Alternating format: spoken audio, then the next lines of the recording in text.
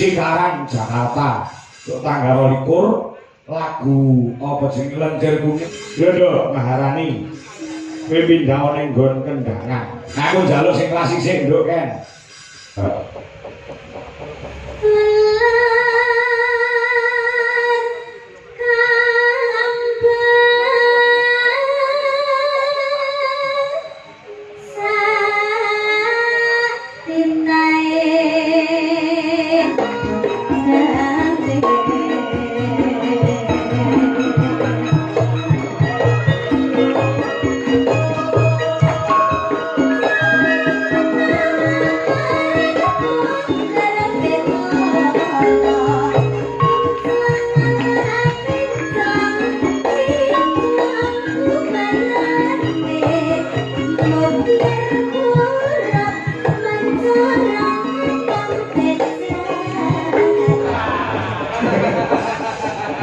Ken mulai ngedawet umur piro, Dok?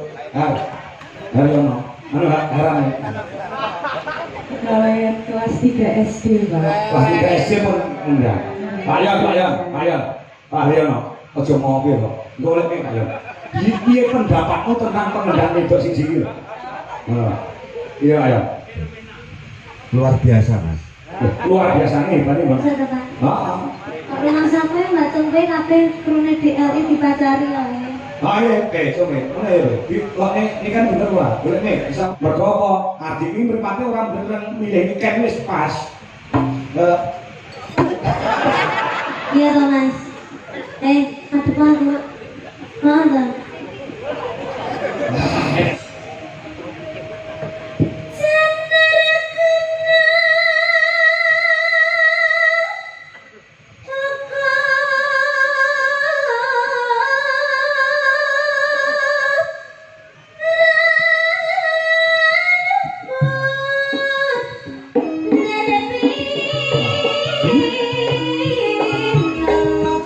Bayarane double sok tanggal 22. Iki mau sak durunge awake dhewe metu ana tari-tariane iki mau jenenge apa? Gambya Mudatama. Wah, Gambya Mudatama. Ya. Gambyane akeh-akeh ya, Tru. Nah, Maneka Warna. Ana Gambyong PKJT, ana Gambyong Mari Kangen, Gambyong Parianom dan lain sebagainya. Ini nyatane kaya ngene iki ditrepne ning wayangan kok ya penak. Lah iya. Watone sing dene iki iso oron, Bro. Oron? Iso kabeh. Ora mung tetembangan perkara sing klasik, sing modern, ning uga iso nari sesuai dengan alunan kendang. Dadi kendange ganggu iki yo mega-mega. Oh iya. Dadi kendange anu yo penak ngono jogetane iki luwes, ganes luwes merakake. Ha iya. Ini membuktikan bahwasanya sinden duit selaras Indonesia ini siap tempur. Ya, dijak piye baik iso, dijak model garapan piye baik iso. Ya. Kula iki PR kanca-kanca iki yo ditagih lawan guruku. Pak Eko Mugiono yang wonten ing Cikarang Jakarta untuk tanggal 22 lagu apa jenenge Lenjer Kuning kudu apa? Ya. Lah iya ta, ngomong di DPR basa lagu-lagu nek kanca-kanca iki kaya ngono ki apa ta gaweane utawa panganane to. Oh, ngono ya. Mas Garek, apa to? Isih Ngabyantara sowan. Ana drame penjenengane Bapak Sugianto. Pak RT, uga Bu Yayu ngerancang wonten Mantingan Kabupaten Ngawi. Oh, sing dituju ya awake dhewe, Tru. Oh, ngono. Walaupun ditawani dalang A, B, C, D, E, F, G, paribasane wis ora kengguh awake dhewe sing tinuju ana mlenging kabu ingin kudu bisa dadi asrama menghibur masyarakat dalam rangka pernikahan dari Mbak Ayu Nadia so Mas Irfan. Oh, maaf ya. Matur sembah nuwun peparingipun rezeki panjenengan Pak Sugianto so Ibu Yayu. Lumantar panjenengan ingin sampun maring rezeki yang dipun paringaken dhateng kula sumrambahipun lumintu dhateng para kanca-kanca Wijolaras Indonesia. Ya. Sida bayang dhateng nggonipun rolikur ya ora. Padake dalang tipis sesuk tetep bayaran sida kendhu. Ngono ya. Kemangane nek wayahe bayar iki ya bayar. Ngono ya. Ora kena duwe wis dilunasi duwe entek sik iku rasane tinggal dilanggang colong jupuk iki ora kena. Ya. Colong mlayu ya heeh. Ora tanggung jawab. Ya. Lho iki salindri se legah. Terus fotoku si legit ya si lenggah. Ya. Para pandemen-pandemen budaya ya sih akeh sing do pinarak lho kayak ibu-ibu sing do lenggah. Ya sakmono kae cek do kebrat mirsani, kebrat ing atase biasane nek wis ngancik jam 2 gek wanci goro-goro iki sing nonton wis entek resik ning nyatane bengi iki isih komplit, isih kebak sing do mungon. Kula kanca-kanca awake dhewe dikancani meneh kanca-kanca Wijolaras Indonesia, tepuk tangan buat para penonton yang masih lenggah, masih hadir pada malam hari ini. Seto, iki aja kompetensi ta. Ngopo? Sebabnya apa penonton kok jek komplit nganti goro-goro nonton wayang delok nikan. Kemasane delok dapur. Ayo. Ya. Coba sih. Mau sore mau urung sempat ngetokne sing klasik-klasik, Bro. Heeh. Ya. Pola calon mangsa sing desane nganti goro-goro iki para mini sepuh. Mula disuguh lagu sing berbau klasik. Ngono. Ya. Sing kembang sapa? Anak wedok. Sapa? Ini kan Salindri. Apa roman kamu? Ini kan Salindri iki sing diapali mung lagu-lagu sing dangdut campur-sari. Oh tidak. Ora. Lagu-lagu klasik ya oke, lagu klasik-klasik ya dipangan, Bro. Ning aku njaluk utawa request. Request apa? Sing ngendang pengendang wedok ya ki Mbak Angelia Maharani. Oh iya. Wedok ya sing ngendang. Aku marahi dititipi duit. Oh, ngono. Saka panjenengane Ibu Lis Maksum yang mapan ana ing Den Haag Belanda. Oh, ngono. Ora karo ya iki mung patek isuk, Bro. Oh iya, mergo wektune iki jarake beda antara kene karo Londo. Oh iya. Ya Dok, Maharani. Kowe pindah ning nggon kendangan. Nah, Pak Dosen Den Leren Sawatara. Nah. Ya. Aku njaluk sing klasik sing nduk kan. Niken Salindri iki pancen awake dhewe dispesialke yo, Bro. Heeh. Biasane nek melu jalan liyane no bar mingguan kuwi langsung mulai terus. Heeh. Nek untuk awake dhewe dan Wijolaras Indonesia, dhek gelem nganti rampunge goro-goro. Ini adalah hal yang sangat luar biasa katresnane Niken Salindri yang kanca-kanca Wijolaras Indonesia. Saya ngono. Ketemu nek karo Niken kapan? Jane tanggal 29 ning Niken ra iso. Oh, Niken ra iso. 29. Heeh. Terus diundur tanggal 30 terus. Oh iya, ya. Terus mengko ketemu Niken meneh tanggal 9 Desember. Oh iya, ning Kediri. Heeh, ning Kediri. Ya. Ya, Dok Ken. Selamat pagi, Jayu. Pagi, Pak. Wis ngantuk kok. Oh, saya karo ibu kok ngerumpi ngomongnya apa? Apa? Ngomongnya apa? Ngomongnya iki lho, Pak. Mas kalau panitia izin sip tenan dina iki, Pak. Ngomong sih perkara apa?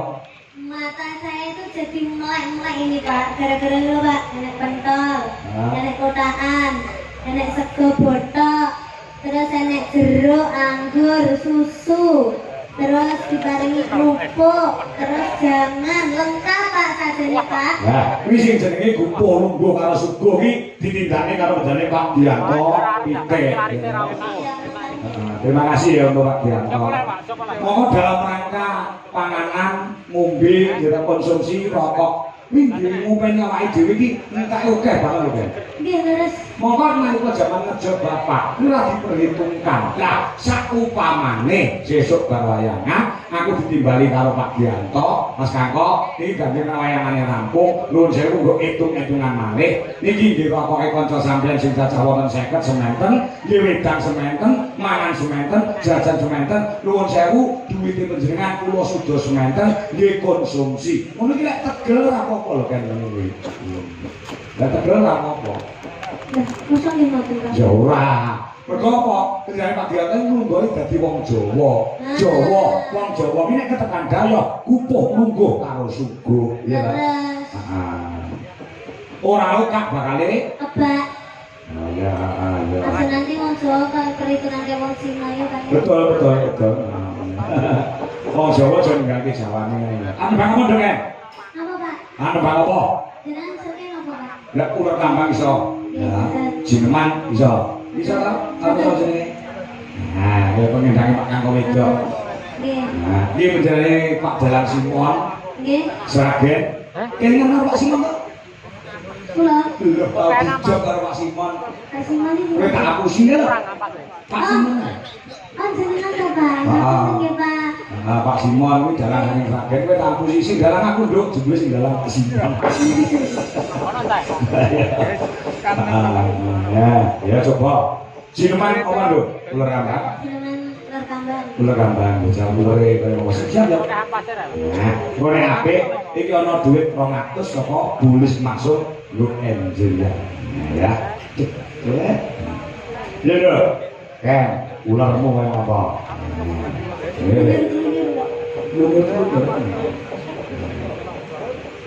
Nano, nano. Nah, ya.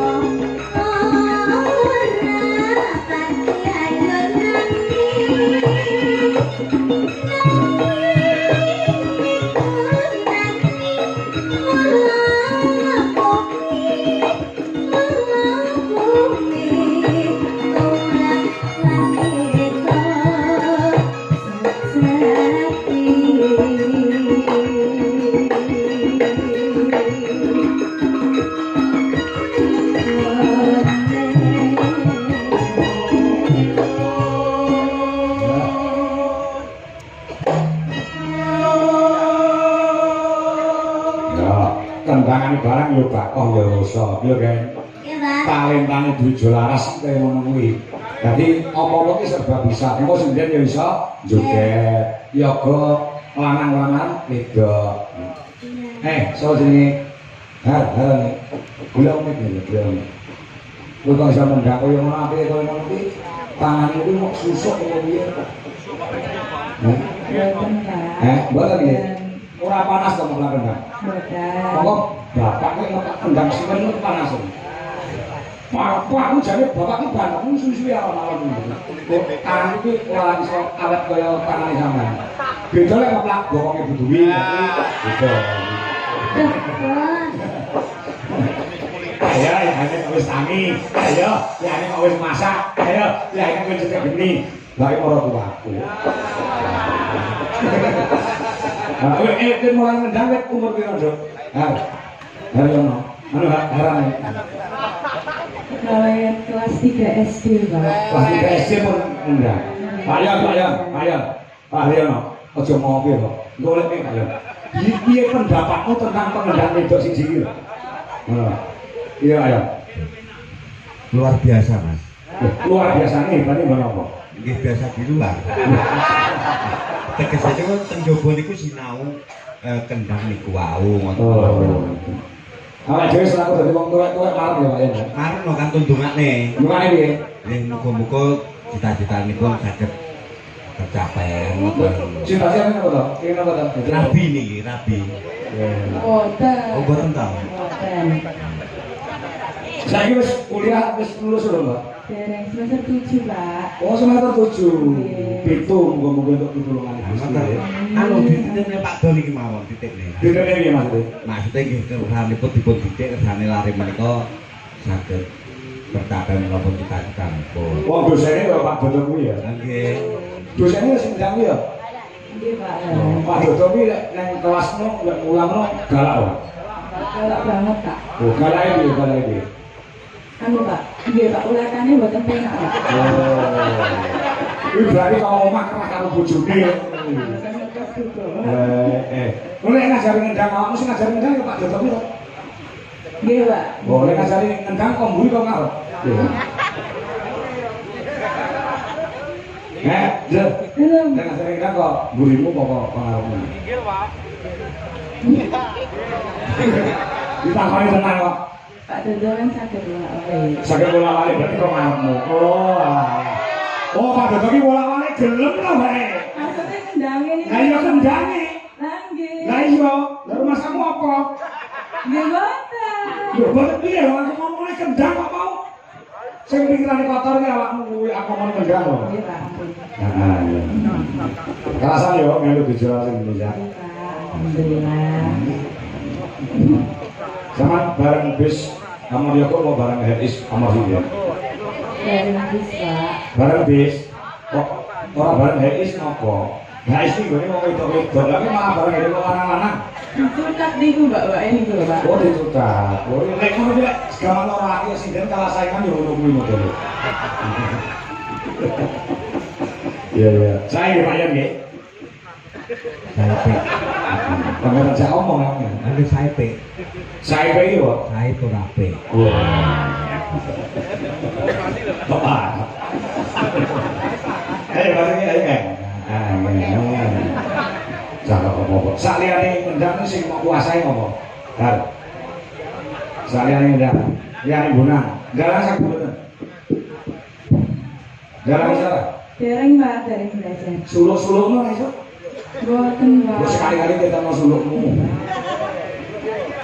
Jadi iso kabeh dipelajari kabeh model mau talenta. Ya kok. Ya Rek. Jombi guyu memang jombi ya. Gen pacare joke iki lho sing bener ya pacare. Gen. Masa to, Pak? Heeh. Kok rumah sampe Mbak Tumpe kabeh krune DLI dipacari ya. Iya, coba. Mana ya? Ini kan bener lah. Boleh nih, Isauri. Dari bisu. Boten dik gosip. Oh, masih. Wis tenang karo Ardi to. Jadi abdi. Jadi kowe iki turane compe jarene ngono. Iya. Orang-orang kaya apa-apa. Air. Meskipun kamu tidak bersamaku, kamu memilih bersamanya. Terima kasih kamu sudah pernah di atasku. Apa maksudnya gitu? Kamu ya. Di atas doaku. Aku memang maksudnya kok. Di atas doaku. Ya tadi kamu. Nek kowe ora ngeloro hatimu to, Mergo apa? Adik iki mripate ora bener milih ikan wis pas. Biyen gak ngono kuwi. Sapa? Adik Oh, saurunge ikan mlebu ra ngono kuwi ya karo kowe. ora. Ya, piye dhisik saurunge ikan mlebu piye karo kowe piye? Biyen aku bareng bis Heeh. gerayang komune. Iya toh Mas. Adep lagi Mak. Mana? Ya, bila kapan gitu. Yo saiki ora sing ayu biyen yo. Oh, aku nggak mau membuka masa lalu. Ya, belum ya. Ya.